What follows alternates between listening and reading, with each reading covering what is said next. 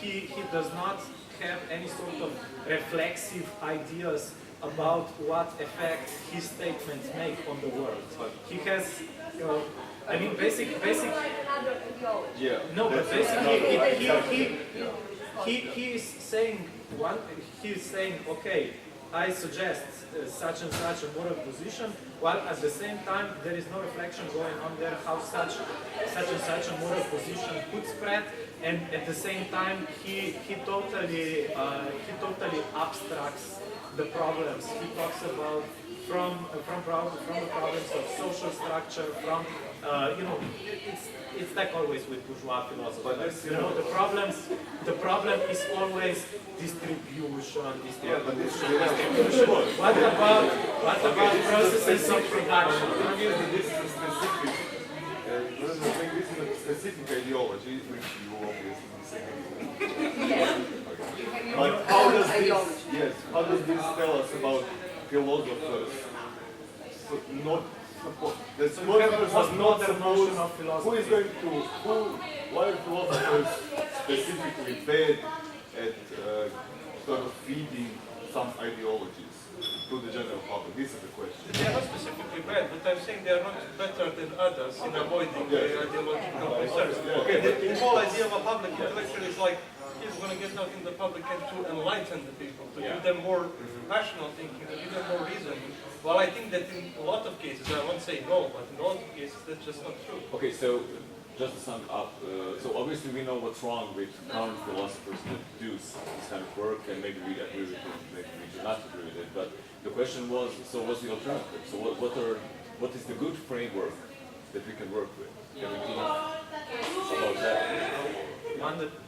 One that is necessary connected to action, I'd say. Okay. When I talked before about how one should theorize, we presuppose in many cases there is a public sphere that will be somehow receptive of good ideas, and then we wonder why it is not, and so on. Well, maybe action itself, the intervention inside the current state of affairs, the theorizing of this has to be one of the primary objectives. Otherwise, back to academia. Yeah, but why do you think if it's the case that philosophers are no better than anybody else in being this public intellectual, why do you think, but if this is the line that's very close, what makes them better at being engineers of some social action? You mean what They're inherent supposedly quality invent or something? What are you asking me? I'm not sure. If we say that philosophers don't have any special tools or capacities or knowledge to be public intellectuals, then what kind of tools or knowledge do they have to be engineers of this social action? Well, I wouldn't say that philosophers is this sort of transhistoric category with a stable content in the first place. We are not talking about the state of affairs as it is. We're talking about maybe what should be done at the present time. So yeah, of course, I agree with the fact that influencing the public. I mean, for example, let's look at French public life. Basically, philosophy plays a pretty prominent role in their public sphere. This will not help them when Marine Le Pen wins the next elections, for example, obviously. So apparently there's something going, that kind of approach somehow does not work. Maybe we should try something else. But this is, I hate this sort of general statement in the sense, do you think philosophers are this? Do you think philosophers are capable of that or whatever? This is, we should think of it as a political project in a way. So if you never start a political project, with the necessary conditions, you always start in precarious conditions, obviously. So, yeah. Okay.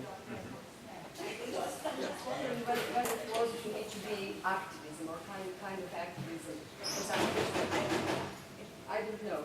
It reminds me of Jonathan Wall. He's, let us say, public philosophy. I don't know whether you know public health. He's created in a lot of committees, especially in the name of public health.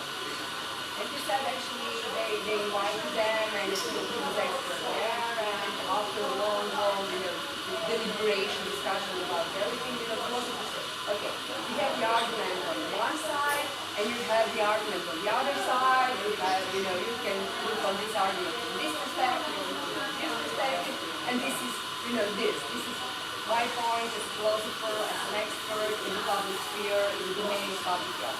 And everybody was were actually very unsatisfied.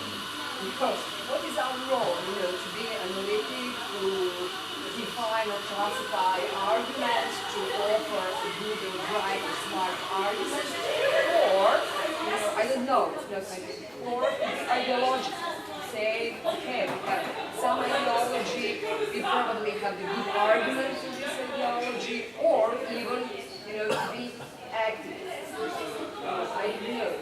But what is our rule as a public? Yeah, I'm not quite sure I follow this ideology, non-ideology distinction. Could you elaborate on that maybe a little bit? So there is no actually elaboration about ideology, no ideology. There is one, like I say, neutral position. You are an expert, you are a philosopher.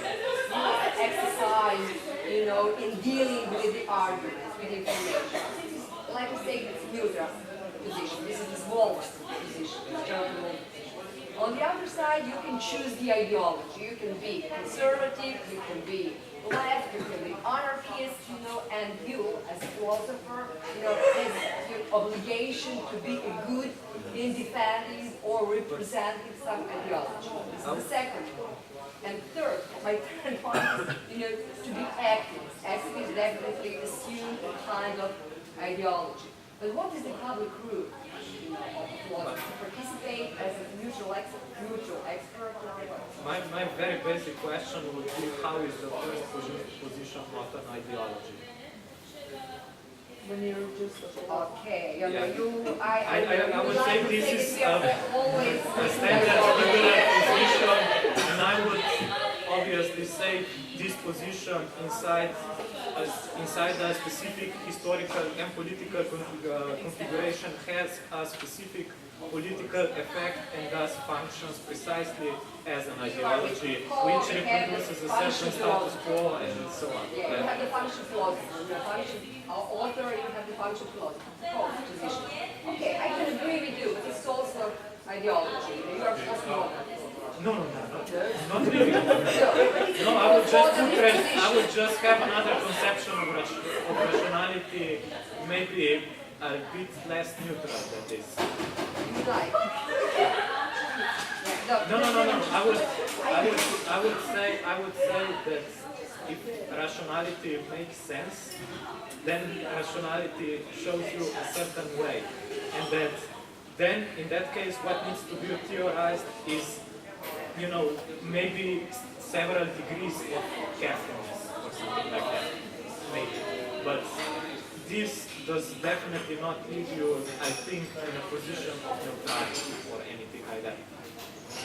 Okay, I said when I talk about the whole neutrality, I think, you know, we have kind of tools to deal with the argument. I agree, probably we cannot, you know, I agree with your definition of that, but I return to your previous question. What does it mean, you know, as a philosopher to have some kind of public role? What is the public, you know, role of philosophy? Also concerning your idea about the singer, whether Singer is a good example, you said no, it's not a good example of the public philosopher. You know, what is your idea of good public philosophy? I don't think that I have an idea of public philosophy. This thing that is always strange, because philosophers, the classical liberal idea is philosopher is more enlightened, more rational, is going out in public, explain people the argument, and if he's a moral philosopher or she, is going to give the argument to people, they're going to accept the argument, and they're going to act upon those arguments. I think there are so many false steps in this line of solution. I mean, there are like 5 or 6 false steps. So the first false step is he's more, you know, of course he has greater tools for critical thinking, but that doesn't make him or her more prone to, or less prone to biases, or more prone to some stereotypes or fallacies. So like even the greatest philosophers committed some, you know, crazy fallacies. I mean, just look at Descartes. I mean, you know, his best book is one big fallacy. then and no one would say that he's a bad philosopher. I mean, everyone agrees that he's great. So I'm just saying is we are equally prone to fallacious reasoning. Then there is an assumption that we will be able to articulate certain position without bringing in our specific values and trying to impose those values upon the people. And the third false assumption is that people are going to act upon the lines of reasoning that we offer to them. So this motivational internalism story, or they're going to know the argument, they're going to act upon the argument. I think all of this is just false, and we should reflect upon how to avoid these steps. So this not to say that there is no such a role as a public philosopher. I just think that how it's usually conceptualized is in a very conservative manner. And this just includes Singer. I think this is the general phenomenon. I think the general mistake here is that we expect that the public philosopher will get instant results from his role in public. I think that's the wrong impression. We shouldn't expect instant results. It should be a process that takes, I don't know, generation, 2 generations, 3 generations, doesn't matter. But it's, I think that we as philosophers have a duty to educate public in rational reasoning, at least minimal rational reasoning. And we cannot expect that we will get